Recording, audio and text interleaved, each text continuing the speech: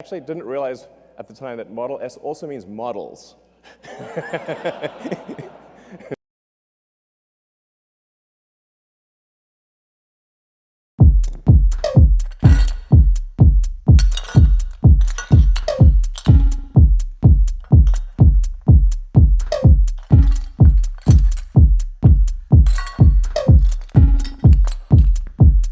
Samurai sword on my back. You don't know how to act. Maybe you should relax. Maybe you should relapse. Just kidding.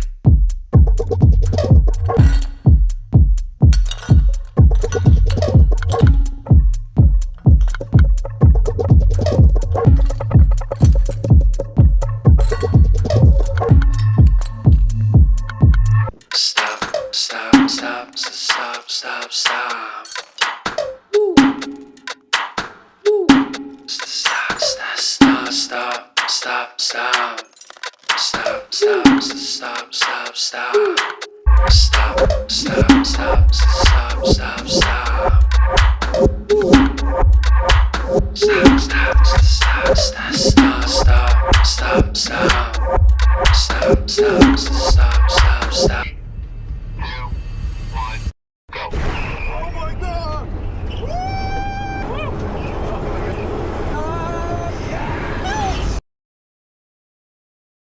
Hey.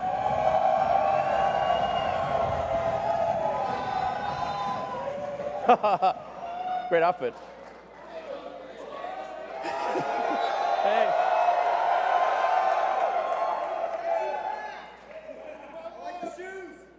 Yes.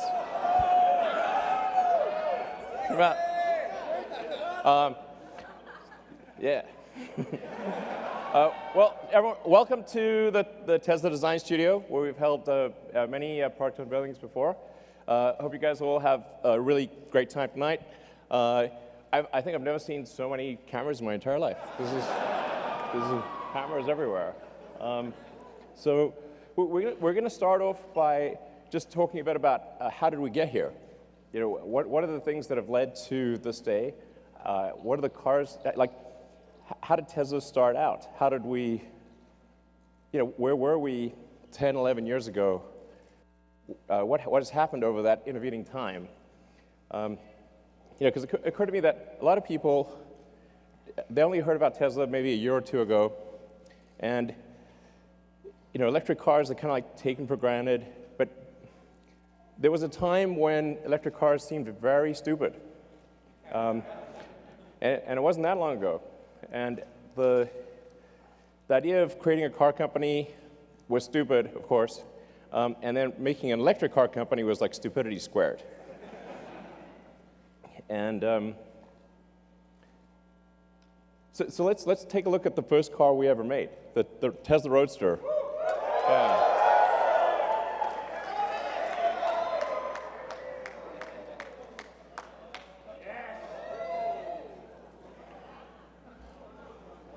All right. It's a bit small. It's great. It's great. So the crazy thing is, if you go back 11 years today, Tesla had made one car, that car. That's serial number 1 of Tesla. So that's my car, actually. So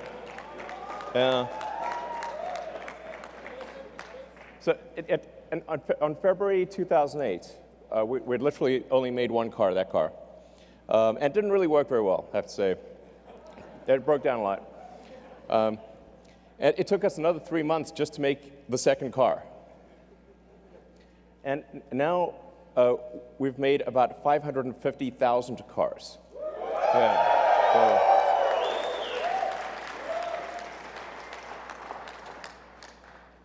and after the Roadster,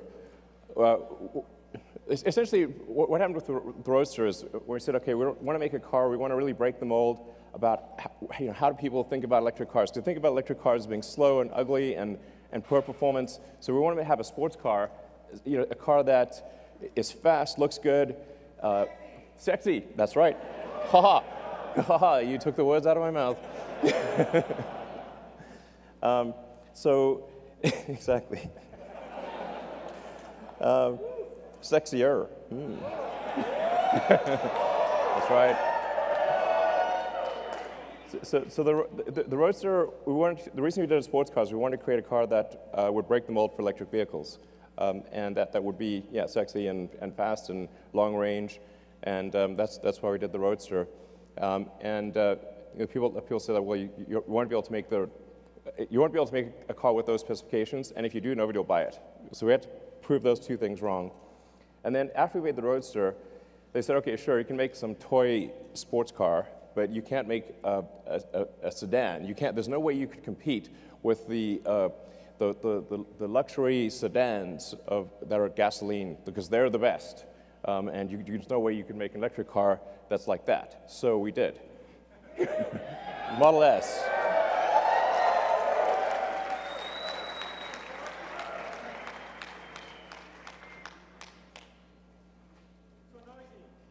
Exactly. So noisy. Where are all the fumes? Where's the exhaust pipe? Where do you put the gasoline?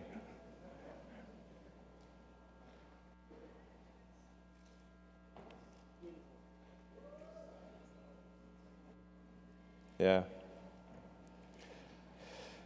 So we actually started designing that car in the rocket factory. So we didn't have a design studio.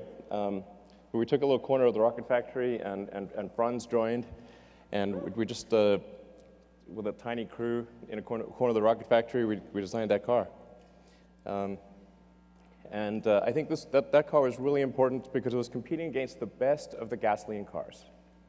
So if you can make an electric car that can beat the best of the gasoline cars, it's a very powerful statement to prove that you can go electric. So then, working from the Model S, which, by the way, in terms of where the name comes from, actually, I like calling things what they are. So Roadster is called Roadster because it's a roadster. There is no good word for sedan. So we couldn't call it the sedan. It wouldn't work. Or saloon. There's just like literally no word. So the Model S stands for sedan. And this is how out of touch I was. I actually didn't realize at the time that Model S also means models. and then I had at one point a license plate that said Model S2 because it was like the second production Model S. And it was like, and as I was walking away from my car, I said, "Wow, what a jerk! His license plate says Models 2." Yeah, I'm like, okay, better not have that license plate. So, but then going from the Model S, we said, okay, we want to make the best SUV in the world. We want to do something. We kind of got carried away actually with the Model X. We was like, let's have practically every technology and whiz-bang thing we could possibly think of. The Model X is like, as a car, it's like a Fabergé egg meets a spaceship. It's like, it was insanely difficult, but it is an amazing vehicle. Let's bring it out.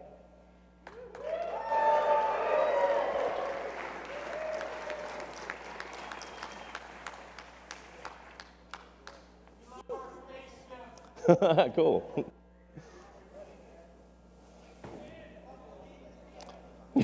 Yeah. You can see a certain position forming, maybe. So the Model X, like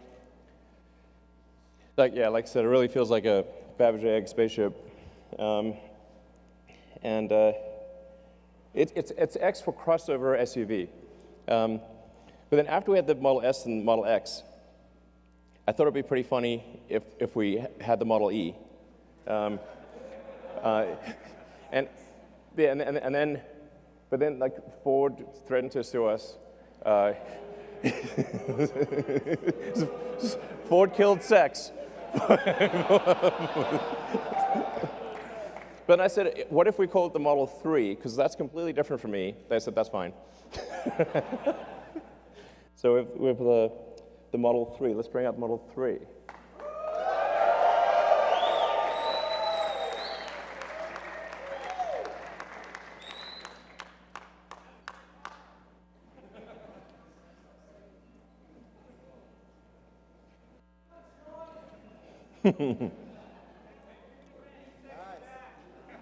That's right, exactly.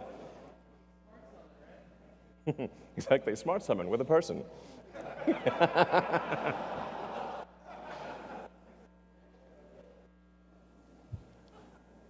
So we made the original Roadster, the Model S, the Model X, the Model 3, and then we also then made the new generation Roadster, which we'll bring in. Sweet. Hey, sure. Yeah, my man! So yeah, here we have the original Roadster, the new Roadster. Yeah. And then, hey, how's it going? And then the Semi.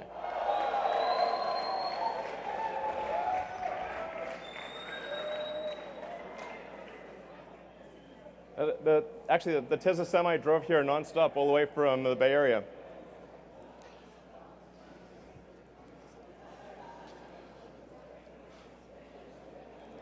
So that Tesla Semi, a 500-mile range electric semi. I learned to actually, only after naming the thing, that semi has two meanings.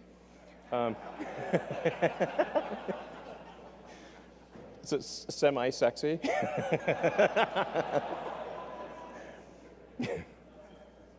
So, yeah, so we're really excited about bringing those products to market.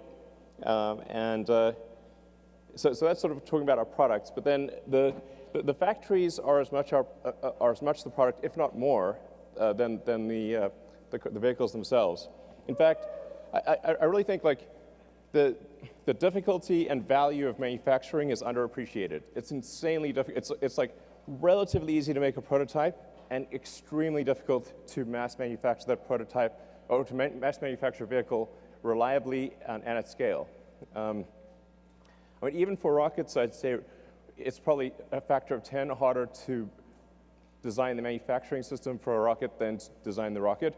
And for cars, I'd say it's maybe 100 times harder to design the manufacturing system than to design the vehicle itself. That's what the free market. I don't mean to have it in black and white. It's like it's not so long ago. They didn't even have color cameras back then. It was 2010. But it was very bleak. It's like essentially when we acquired the Fremont factory, which used to be called NUMMI, people sort of thought, oh, you've got a car factory. Now, if you have a car, they sort of think if you have a car factory, you can just make any car. It's like, no, that's like saying you've got a box. And that box can have anything you want in it. No, only if you make the thing in the box. Although we did get we had get a very good deal on the NUMMI factory, Toyota and General Motors actually took all of the good equipment out, and anything that was like so useless it wasn't even worth the scrap was left. So it literally looked like that, but in color. And it took an enormous amount of effort by a very talented team to actually turn essentially what looked like a derelict warehouse into a working car factory. Yeah.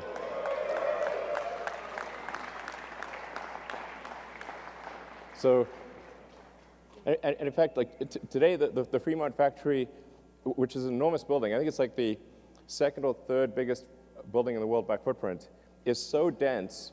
So densely packed with people and robots. But this picture has like robots, but there's 20,000 people that work at the Fremont factory across 4 or 5 shifts. So it's really a massive amount of people and robots. So it's like this giant cybernetic collective. So that was way harder than making the car by far. I mean, it's worth noting, like, the last time, at least in the US, the last time any car company achieved mass manufacturing was about 100 years ago. That is the last time, and then Tesla. It's literally that crazy. So, the issue is definitely not coming up with a car design. It is absolutely all about building the production system. You want to have a good product to build, but that's basically the easy part. Then the factory is the hard part. Then the challenge is like, okay, if we create a car factory, where the heck are the batteries and electric motors and power electronics going to come from? And that's where we need to say, okay, we better build something that's capable of 50 gigawatt hours at least of cell output, which at the time when we proposed the Gigafactory, I believe like total global output of lithium-ion batteries for all purposes, phones, laptops, certainly cars, anything, was about 30 gigawatt hours. So we're like, okay, well, just do the basic math. We need 50 gigawatt hours. So we better have a real big factory, or there's no way. So, we were going to build it in California, but like it would have taken 2 years just to get the permits. So we built the Gigafactory in the amount of time it would have taken to get the permits in California. That's what the Gigafactory looked like in 2010. It was basically rocks and bushes, okay? And now this is what it looks like now.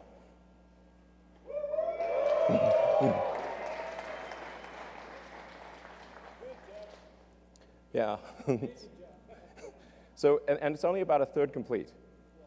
So this one complete, I think it's about 4 or 5 times the size of the Pentagon. So it's kind of difficult to appreciate scale, but although it's really quite tall, it's like 70 feet tall. So the volume of it is just mind-blowing. It takes 2 hours just to walk around it. So, again, it's work of a tremendously talented team working like crazy, like tens of thousands of people to produce this factory. And today it produces more lithium-ion than the rest of the world combined. So.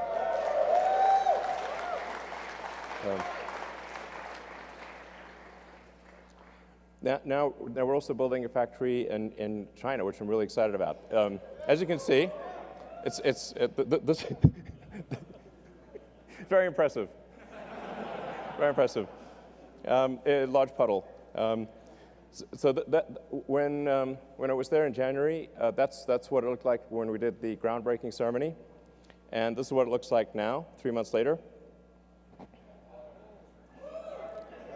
But this is what it will look like at the end of the year.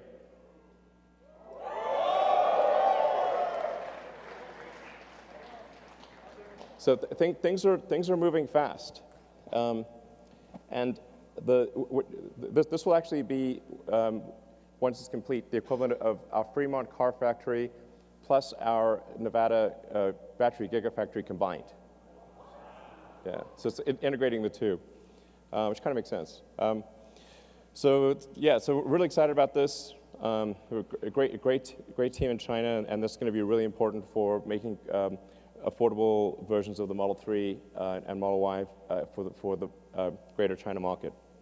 And then, besides cars, we have some other things. So, the solar roof and Powerwall.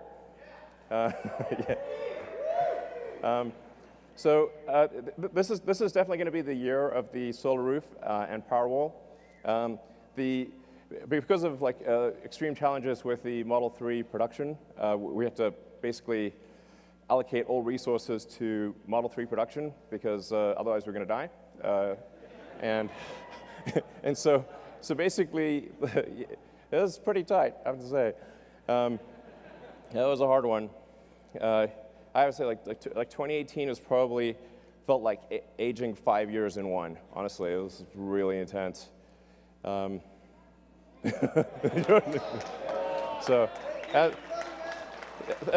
thank you for supporting Tesla through this difficult period. Thank you. Yeah.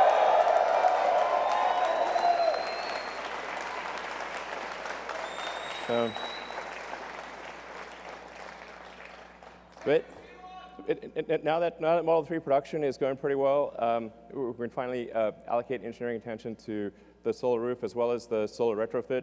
I'm pretty excited about both the solar tile roof and the solar retrofit and power wall. Like part of the reason we couldn't make power walls, we couldn't make enough cells. So we had to either allocate cells to the car or to the power wall. And I was like, well, we've got to make the cars. So then power wall got cell star, basically. But 2019, so we are now going to ramp it up. And then power pack. So power pack is kind of like our industrial strength battery storage system. We did the biggest battery storage system in the world in Australia. And yeah, that was really super cool. And then we're doing one that's roughly a gigawatt hour scale in California. So just in Southern California, right nearby, we're building a gigawatt hour scale power pack. And so we expect this to ultimately be really critical for transitioning the world to sustainable energy. Obviously, you have to have sustainable energy production and sustainable energy consumption.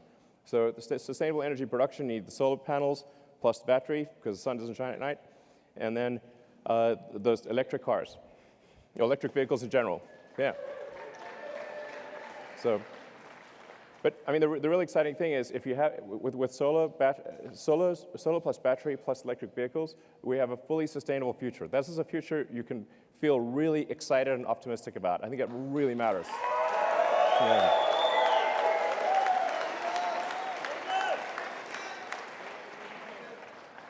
And then supercharging.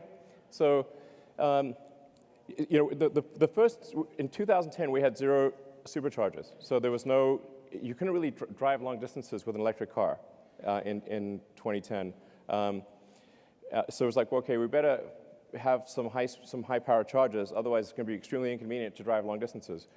So built into the Model S was a high voltage DC bypass directly to the pack. So you can just sort of mainline power right into the pack. And then nobody was building high power chargers. So like, okay, we better build these high power chargers because nobody's building them. And so we went from 0 superchargers to building a global network of superchargers. Yeah. Yeah, so.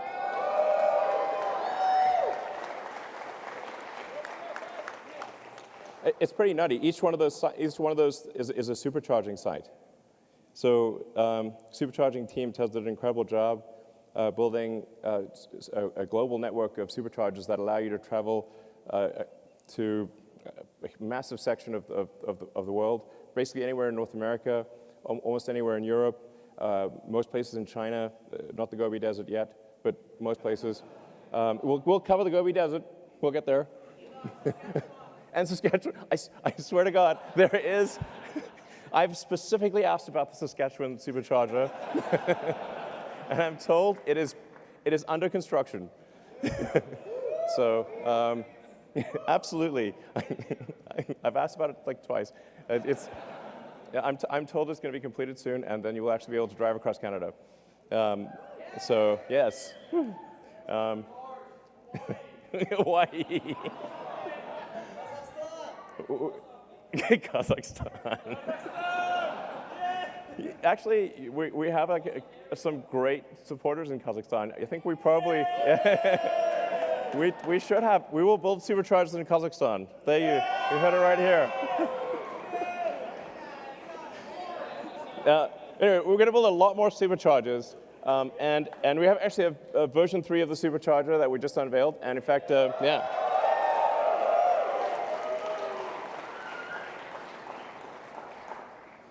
So the superchargers actually started out only at about 75 kilowatts, and now they're at, with version 3, 250 kilowatts, so we think probably can even go a little higher than that. And so if you've got a long-range Model 3, it's capable of charging at about 1,000 miles an hour or 1,600 kilometers an hour. Yeah. So, and we have one working in the Bay Area, and then the one here at the design studio is also working as of tonight. So, yeah. So we're going to be rolling out the version 3 supercharger throughout the world, just gradually upgrading the existing sites as well as adding new sites. So we did slow down the supercharger rollout a little bit because we wanted them to be version 3 instead of version 2. But now that we have version 3 running, and we're going to spool up production, and so you're going to have like a radical improvement in supercharging worldwide by sometime next year. Yeah. So in terms of where we are today, we got obviously the S3 and the X. We've made, I think, 550,000 vehicles, something like that. 12 months from now, we will have made about 1 million vehicles. So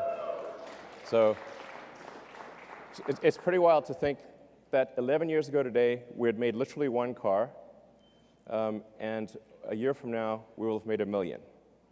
Yeah. I mean, this is a testament to the incredible talent and effort of the people at Tesla. I was to say thank you to people at Tesla. You guys are incredible.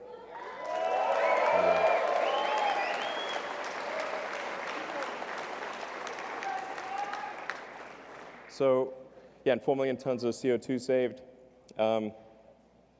In fact, with the 4 millionth ton, it just ticked over like an hour ago.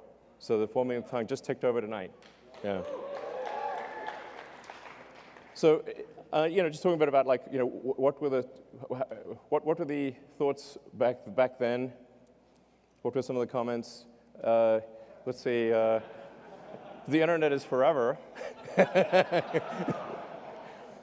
But this is a mere taste. It was like I said, electric cars were considered extremely impossible and stupid, and in various forms. You're a fraud. Blah. Like, okay, you can drive that fraud. Okay, and then now things have changed.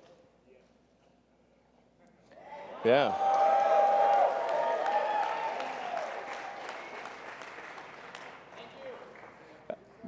The goal of Tesla was literally this, is like, to what degree, in fact, when we created it, we're like, okay, the fundamental historic good of Tesla should be measured by the degree to which we accelerate the advent of sustainable energy and transport.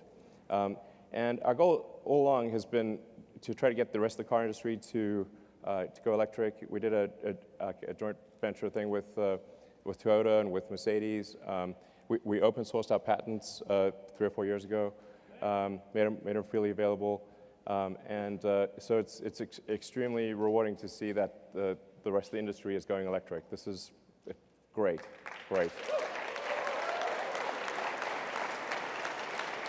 So, and I was just wondering, like, where will Tesla be in 10 years?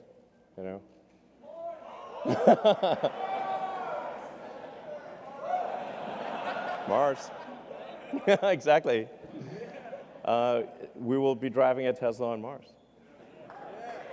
I think we could. I think we actually could. Okay. Tesla will be on Mars in 10 years. I think it will.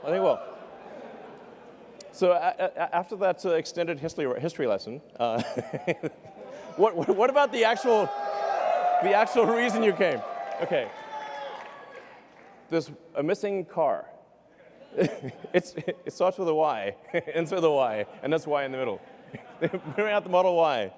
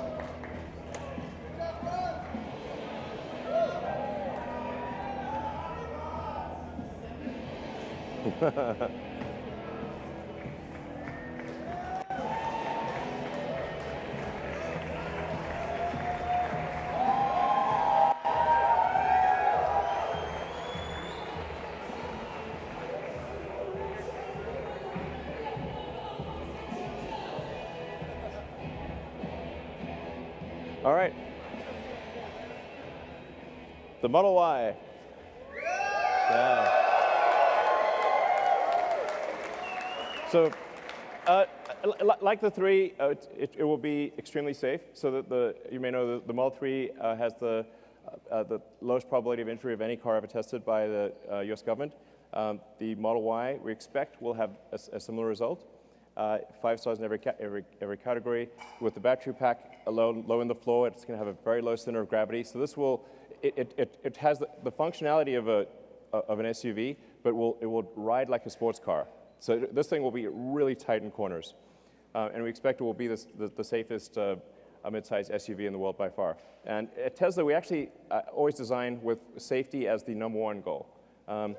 It's like people think, okay, performance, sure, but safety first. This is actually by far the most important thing.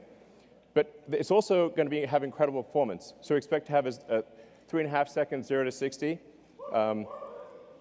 Yeah, it's good. And very low center of gravity, so great handling. It's testing out at a 0.23 drag coefficient, which is extremely good for an SUV. And in terms of range, 300 miles. Yeah.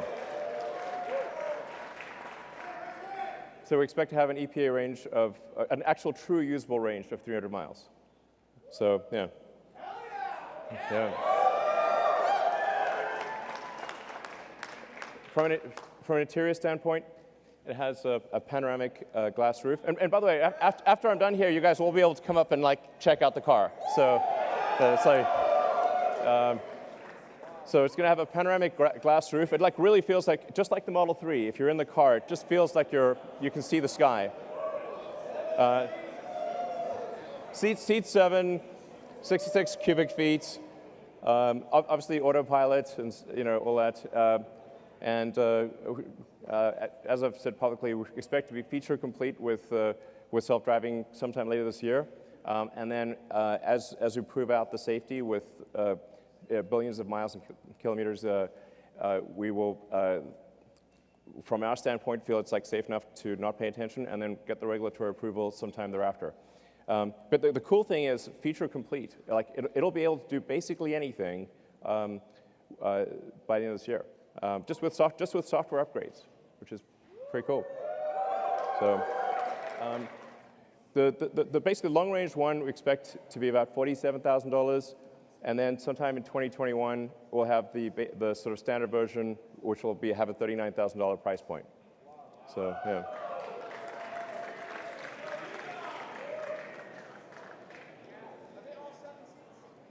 No, the 7 seats are optional. Yeah. Do you mean the lift gate? Yes. Okay. I mean, you never know. We might do better than this, but so it should be at least as good. So, so I think it's going to be very, really compelling. I'm confident that it'll be of any mid-size SUV, it'll be the one you want. Yeah, I think it'll probably sell. I think we'll probably do more Model Ys than S, X, and 3 combined, most likely. Yeah. So, so there you have the sexy presentation. So, all right. Thank you all for coming. Those of you who are here and those of you who are watching, thank you very much for your support over the years. It's been a hell of a ride. I love you too. I love you too. We are bringing sexy back quite literally. All right, thank you.